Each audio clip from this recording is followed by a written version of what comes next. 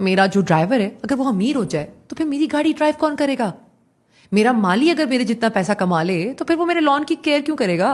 اور میری کام والی کو دیکھ لیں، اگر اس کے پاس پیسہ آ جائے تو پھر میرا بینگلور کون صاف کرے گا؟ آپ؟ نہیں، میں تو غریب نہیں ہوں، میں تو مڈل کلاس ہوں. اچھا یہ بتائیں کون سے مڈل کلاس ہیں آپ، اپر یا lower? How do I know?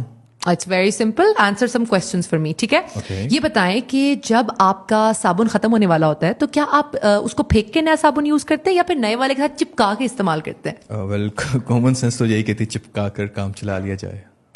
Okay next question.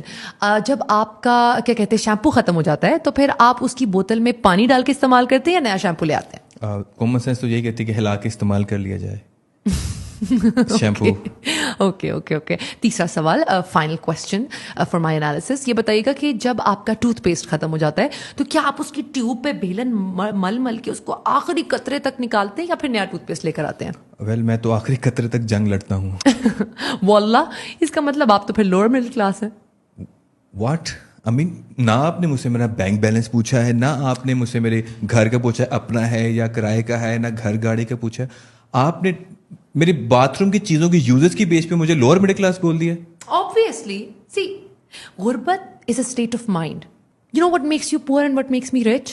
Attitude, man. یہ سب سوچ کا کمال ہے. آپ کا اسٹیٹس آپ کی سوچ سے ڈیفائن ہوتا ہے. تو اگر غریب لوگ اپنی سوچ امیروں جیسی کر لیں تو کیا وہ پھر امیر ہو سکتے ہیں؟ Let me give you an example. اب ایک گدھا ہے، وہ کہے کہ میں آج سے شیر ہوں. کیا وہ شیر بن جائے گا اور کیا آپ اس کو شیر مان لیں گے؟ ویل ہمارے ملک میں ایک شخص ہے جس کو لوگ شیر کہتے ہیں. Please do not drag politics into this. I mean, politicians are the reason why I'm rich. آپ just answer my damn question. Definitely common sense تو یہی کہتی ہے کہ نو، میں اس کو شیر نہیں مانوں گا. گدھے کو شیر کون مانے گا؟ There you go. See, you can only fool yourself that you're rich. You're not actually rich. Okay. That's a bit rude by the way. اچھا میرا نیکسٹ کویشچن آپ سے یہ ہے کہ دیکھیں آج کل ہر کوئی ملک سے بھاگنے کی فراق میں ہے. جس کو کوئی موقع ملا، جس کے پاس ریسورسز ہیں، پیسہ ہے یا کوئی اپرچونٹی ہے، وہ ملک سے بھاگنے کی سوچتا ہے. آپ کے پاس تو وہ ڈوئل نیشنلٹی ہوگی نا؟ Of course, یہ بھی کوئی پوچھنے کا سوال ہے. یس. تو آپ پاکستان میں کیا کر رہی ہیں؟ آپ ملک سے باہر کیوں نہیں جا رہی؟